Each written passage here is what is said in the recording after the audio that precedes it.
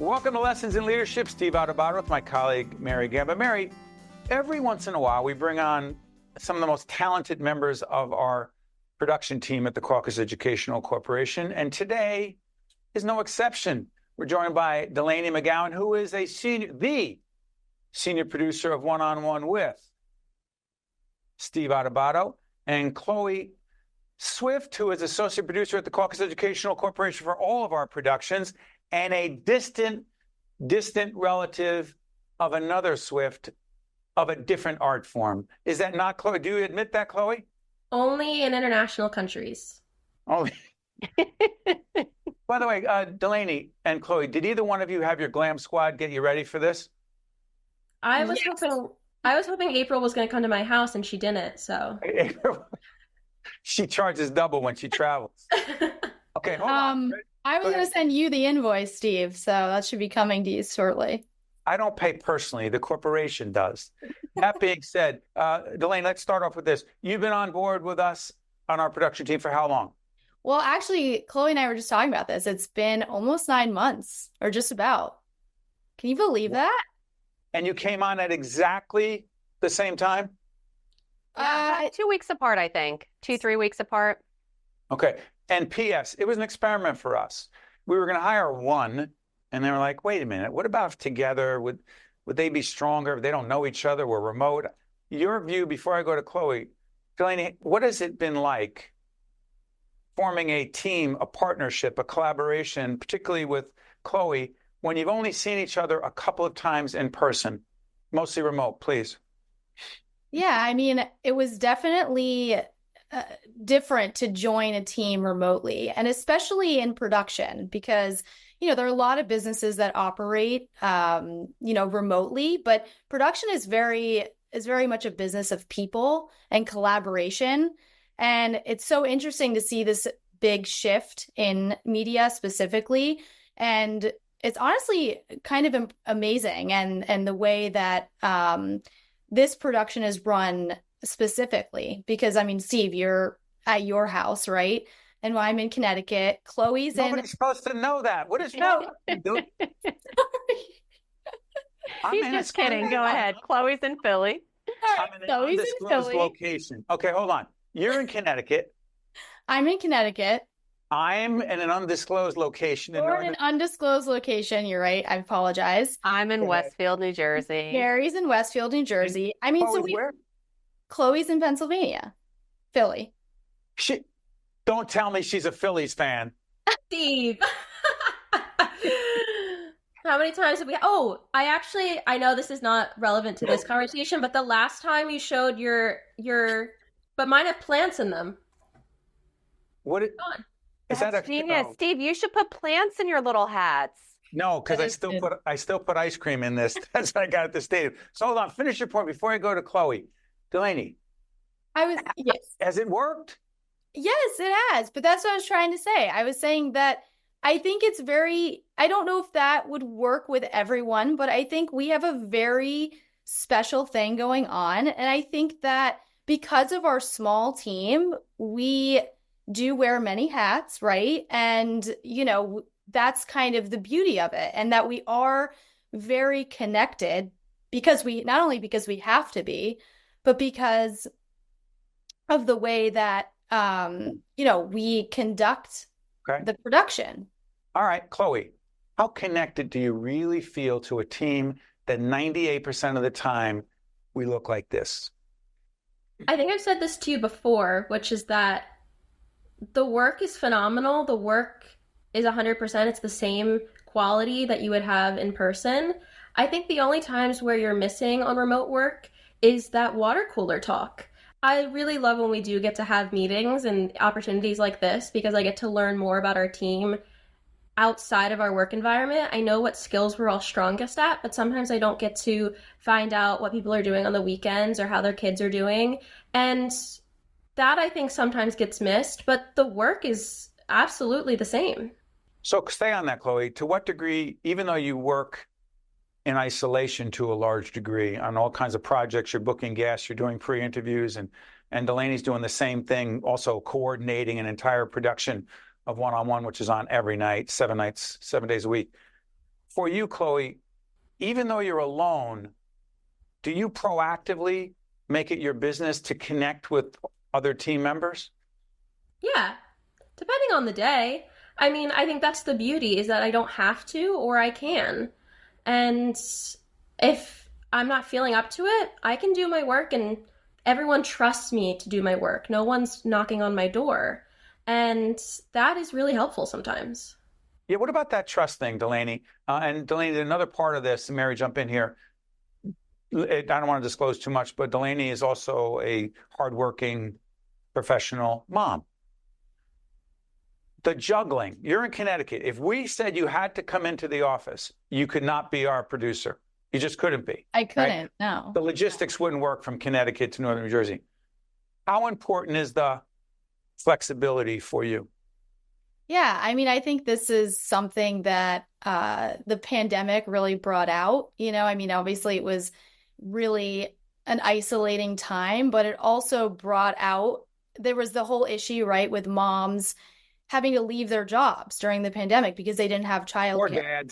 Or dads, parents, right? The whole struggle. Mostly moms. But, I think what's come out of it now is that there is this, and while, just fully disclosing, I do have childcare because it's still a necessity. You can't, I mean, look, I don't believe that you can fully do both jobs at the same time. But I will say it allows you to be there for certain things that you might not have been able to be there for prior to working remotely. If there's a doctor's appointment that you need to go to, or if your kid's sick and you need to go pick them up, those are things that you can now do, and you have the flexibility to do it. So, Mary, when Will and Joe were little kids, they're now, Will 23? They're men, 22 and 19. I can't believe it. So, Mary, go all the way back to the beginning, and they were little, like Delaney's kids when you started with us. Yeah, it was. And you were on 90% of the time, you were on the Garden State Parkway. 90% of the time on that Garden State Parkway. Lucky for me, it was still, you were very flexible, very understanding. So I was still able to share the book fair and do things like that. But I did miss a lot. And luckily, my husband at the time was working in the Department of Corrections. So he had different hours. He had shift work. So he was able to get them after school. So we made it work. And also my mom and dad watched the kids. My in-laws watched the kids. So it really did take a village, but that time lost for me on the Parkway was just so challenging, for sure. Chloe, let me try this with you. How young are you? I'm 21. I think. Rub it in. Listen, I lie about my age for different reasons. You're lying about your age. Certainly I'm not. Okay. I asked you this when I first interviewed you. How were you born an adult? I don't know. I mean, no, come on. I'm serious right now. I was struck by your maturity and your ability to communicate effectively. Every other word wasn't kind of like, you told me about this. Where does it come from? Because it does have to do with leadership. My parents, they are phenomenal human beings, and they both come from a background of reading and writing and speaking. My dad is a judge, used to be a lawyer. My mom was his paralegal, and they both went to law school, and they learned how to speak effectively. And so when they had 2 children, their expectations for our ability to communicate was extremely high. Well, you think you're a natural born leader? Yes. Make the case. I think I just did everything first. In my life, it's always been about how can I be better than the person next to me, and not in a way that's competitive, but in a way that how can I strengthen my own abilities to stand out in a crowd? And that has just stuck with me for a long time. And so here I am, I'm a very successful 21-year-old speaking to you today. And very confident. Delaney, natural born leader? Look at you. There's a follow-up with that. No, I know. She's a character. Yes. She's okay. So when you're 15, you go, I'm a leader. Me? Yes. When I'm 15? When you're 14, 15, 16, I'm just asking, I'm curious about this. Did you say, I know I was born to be a leader? No. But I don't think that that's bad. I don't think there's anything I wrong. don't think it's bad at all. I think for me it was a slower I'm still learning and I'm still developing, and I think there's nothing wrong with that. I was also the youngest, and I don't know, Chloe, where you sit, but I was the youngest. I was the baby in the family.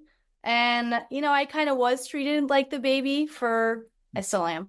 But I don't think there's anything wrong with that. I think there's a lot to be said with, letting yourself develop and grow and not always being, I don't think it's always about being so self-assured, but it's also about those humble moments too. And, and allowing that growth to happen and develop.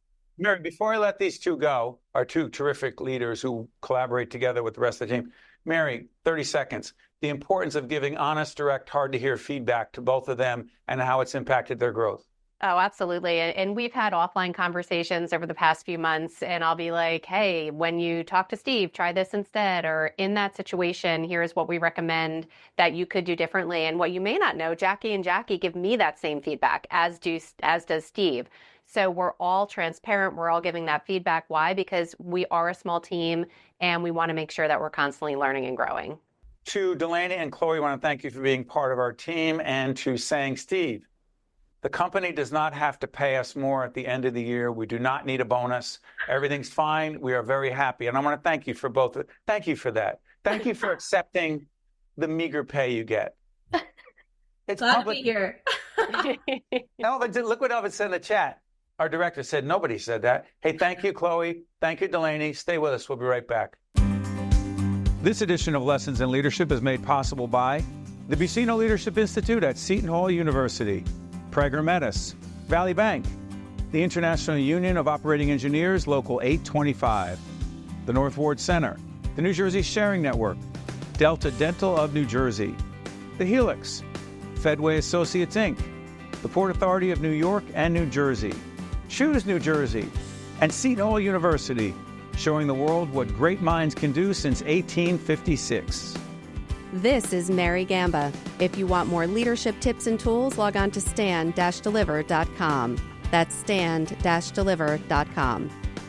Promotional support for this edition of Lessons in Leadership with me, Steve Adubato, and my colleague Mary Gamba has been provided by NJ.com, NJBIA and New Jersey Business Magazine, CIANJ and Commerce Magazine, and the Meadowlands Chamber and Meadowlands Media. Great drive fuels the leaders of tomorrow and today. Great vision paves the way for a brighter future. Great ambition goes places, moving onward and upward. Great empathy finds strength in kindness and in each other, working together to create something bigger than they ever imagined. Great minds can change the world, and great minds start at Seton Hall. We are honored to be joined by two friends, longtime friends of the show. Dennis Wilson, who's president and CEO, retired, that's in parentheses, Delta Dental of New Jersey and Connecticut, now special advisor to Delta Dental's Board of Trustees, and Paul DeMeo, president and CEO, new job, of Delta Dental, New Jersey and Connecticut. Gentlemen, good to see both of you. How are you, Steve? Hello, Steve. Thanks for having us. Now, we were joking. I was half joking before that while both of you look very relaxed, Dennis, why is it that one of you, and I've known you for a decade now plus, you seem even more chill than Paul? What could that possibly be cause of? It's probably because I know the company is in such great hands that I can just totally, chill, relax, and feel good about it. So there's a transition, Paul, there's a transition taking place here. This is succession planning, not in theory, but in real life. The torch is being passed from one CEO to a new CEO. Paul, what's that feeling like for you these days? It's actually very exciting, a little overwhelming. We've had a really good transition. Dennis and I have worked well together for 9 years now, so we kind of know each other. I appreciated his support, his guidance. So I'm really ready to go, and I think our team is ready to go, and looking forward to the taking over on January 1 and having Dennis available in case I need him. So that's all good too. So Dennis, it's interesting. Paul just said a really good quote transition. Can you, for us, Dennis, and for all the other leaders who see this, describe, as a CEO who's moving to another role, what are the keys for CEOs who are trying to lead a smooth transition for the new CEO who comes in? Please, Dennis. So a transition is not an event. It's just not a big bang or a singular thing that happens. It's a process, and one that has to be thought through and agreed upon by both parties. And in the instance of a CEO, certainly the board as well. So when you have all of that, plus the relationship that Paul just described over 9 years as our general counsel and later on as chief administrative officer, there's the relationship already in place. However, Paul's peers are now going to become his team, right? And I think there's a reality that sets in that I can help Paul with in terms of taking that role. So it's again a bit of a journey. It's a process, not an event. You know, Paul, as Dennis just laid that out, he just said your peers are becoming folks who report to you. Yeah. In a lot of the leadership coaching I've done over the years and writing and with lessons in leadership, that has been an issue. It is an issue. I don't care whether someone's working at Delta Dental. And by the way, check out Delta Dental's website and all the terrific services and products that are out there that they want to let you know about. But what, if any, Paul, concerns do you have about being elevated from the team to the captain of the team? Yeah, great question. And it's something I've spent a lot of time both reading about and thinking about. And also meeting with the team individually to establish that new relationship. I kind of joke that, we can't complain about the boss anymore, or they can, but I can't be involved, right? So, but seriously, it is really a redefinition in a lot of ways. I mean, I have good relationships. We have a very solid team, but right, I'd be sort of ignorant to not understand there's a different dynamic that is going to come into play. And I just have to manage that, be myself, and be transparent with them as to what's expected of me and what I expect of them. So it will be, as I say to our employees here, as I will be a work in progress. But I'm not fearful of it. I'm actually looking forward to it because it is a good team. Dennis, as I'm listening to Paul lay that out, I'm curious, how much of, and I'm going to be super candid, there's another transition that I'm very aware of where the CEO, the outgoing CEO, handed the ball to the incoming CEO. And truthfully, it was the choice of the board and the outgoing CEO for that person to take over. The relationship got challenged over the last couple of years.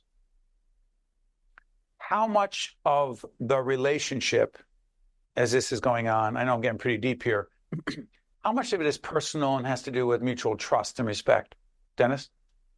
I think you just summed it up right there. It is personal, and it's all about mutual respect and trust, right? The ability to speak candidly and openly and to give and receive unvarnished feedback in both directions is just key to all of this.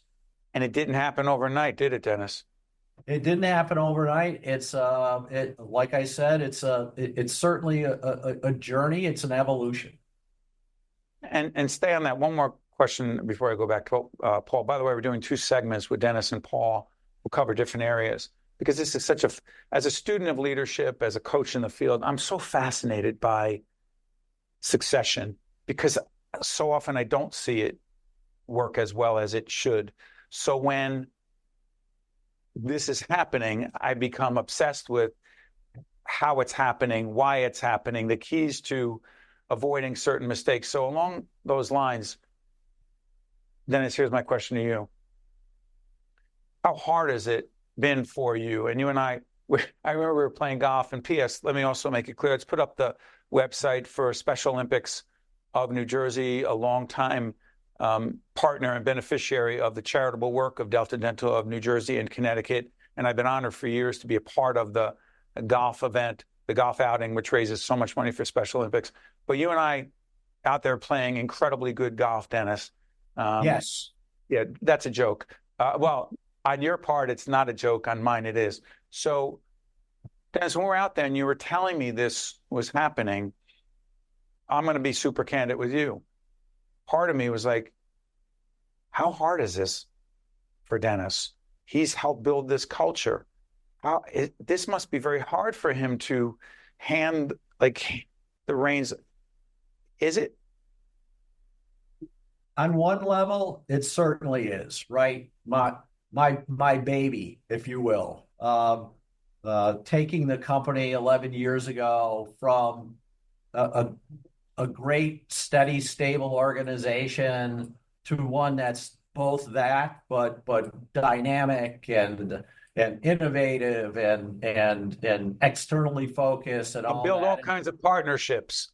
All kinds of partnerships, all kinds of relationships, Steve. You know, this is a small state when you boil it down, and there's just all kinds of good, positive relationships and dynamics between, you know, a CEO and a customer, a CEO and a legislature, a competitor, all of that. So all of that is just going to take a different form. I mean, the reins to all of that are going to be handed over. So there's a feeling of a bit of loss when that occurs, but there's also a feeling of really great satisfaction and looking in the rearview mirror and saying, you know, this is what the team has built, and this is a great jumping off point to hand those reins to somebody that's extraordinarily capable, that can take the company to the next level. And when that happens, I will again have that sense of ownership and satisfaction that I was part of that. Paul, now your turn. You ready? Sure. Okay, jump. I'm not even going to ask you a question. I could tell you got something. Go ahead. No, I mean, in terms of the transition and the relationship, I think it's been very interesting and helpful. You know, to be candid, there were some awkward moments when I wanted to go left and Dennis wanted to go right for the end of the year, but we worked those out. Because it's always been, we've never shied away from having difficult discussions, and disagreeing on important matters, but working through that. So there's that, and then there's an element. It's sort of paradoxical, frankly, but there's more humility now as I come to take the role, because there's a greater responsibility, and it's something I've not done. So I have to learn more.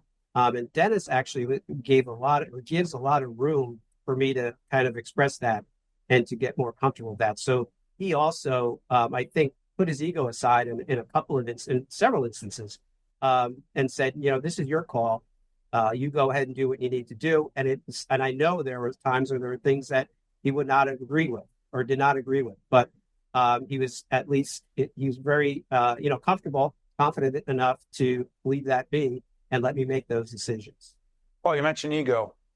Ego can be a problem, can it, for a leader? Ego can be a very big problem. It can be somewhat helpful, but it probably has more of a downside if it's exercised too much than an upside. Sure. If ego means confident, I can handle this on behalf of the team, that's all good. If ego, and I'm not going to get on my soapbox here, Paul, but if ego means I know best and I'm not going to listen, serious problem. Got a few seconds left before we do another segment. Paul, real quick on that. That's the bad side of ego, right? Oh, absolutely. Yeah, I have no desire to be the smartest person in the room, to be quite honest. When you're talking, you're not learning. So I'm happy to take that role and sort of suppress my ego while showing confidence at the same time. Dennis, a few seconds on ego before we close this show and pick up another segment. Go ahead. The mark of a great leader, I think, is the team that they build around them. The folks that they put around the table, the best athletes, if you will. Ego has no place in that room, in a way that ego gets in the way of having a difficult time hearing, I don't agree with you, or no, or something like that. That's why you hire great people that know more than you, that understand what their responsibilities and accountabilities are. And, you park the ego as a great leader and take advantage and lever all of that talent you have around you. You got to have the talent. To Dennis and Paul, I want to thank you so much. By the way, the person who thinks they're the smartest person in the room, you can rest assured they're not. For Dennis and Paul and everyone, all of us who call ourselves leaders, make mistakes every day and try to learn every day, for Mary Gamba on Lessons in Leadership. Thank you, gentlemen. Thanks so much, Steve. Take care. You got it. You got it. Stay with us. We'll be right back. Promotional support for this edition of Lessons in Leadership with me, Steve Adubato, and my colleague Mary Gamba has been provided by NJ.com, NJBIA and New Jersey Business Magazine, CIANJ and Commerce Magazine, and the Meadowlands Chamber and Meadowlands Media. Welcome back. Lessons in Leadership. Got about a minute or so. Mary, we've known Dennis Wilson for a long time, and we're getting to know Paul DeMeo even better. I think it's so interesting to see a transition of leadership from one CEO to the new CEO that appears, it's always challenging, appears pretty darn smooth. It's so smooth, and they've really talked about the keys to that success and listening, hearing, and Paul talked for a second just about sometimes, I did have to question or push back, and that push and pull, you and I talk about that all the time. Sometimes I'll say, Steve, are you sure you want to do this? And you'll say, wow, I didn't see it that way. And it sounds like the collaboration and that teamwork, and plus Dennis staying on as a special advisor as well, as Paul mentioned, is going to be so helpful because Dennis will be there for any questions. So it's really an example of how succession should happen. And P.S., I'm not going to go into any detail, but I have seen transitions like this where at first it was a honeymoon. But when I saw later that it wasn't, it was largely because the disagreements or different views were not openly communicated, and then they came out later. It comes out sooner or later, doesn't it? And again, in some organizations, yes, I'm confident that this transition, hearing their plan, hearing how closely they've been working together, I'm just looking forward to seeing. And the respect. And the trust and the respect, right. Absolutely, and those open line of communication. So I enjoyed watching and listening to that interview. Yeah. So to everyone at Delta Dental, we thank you for being our longtime partners. Again, we wish Dennis all the best, and Paul, the challenges and the opportunities moving forward. It's going to be interesting. So for Mary Gamba, who will be taking over our organization in the next year. No, you're not pushing me out. I'm not ready. Not happening. I'm not ready. We're good. I didn't say ever. I said I'm not ready. When I'm ready, I'll let you know. Okay, For Steve Adubato, Mary Gamba, our entire terrific team. Lessons in Leadership. See you next time. This edition of Lessons in Leadership is made possible by the Buccino Leadership Institute at Seton Hall University, Prager Metis, Valley Bank, the International Union of Operating Engineers, Local 825, the North Ward Center, the New Jersey Sharing Network, Delta Dental of New Jersey, the Helix, Fedway Associates, Inc., the Port Authority of New York and New Jersey, Choose New Jersey, and Seton Hall University, showing the world what great minds can do since 1856. This is Mary Gamba. If you want more leadership tips and tools, log on to stand-deliver.com. Promotional support for this edition of Lessons in Leadership with me, Steve Adubato, and my colleague Mary Gamba has been provided by NJ.com, NJBIA and New Jersey Business Magazine, CIANJ and Commerce Magazine, and the Meadowlands Chamber and Meadowlands Media.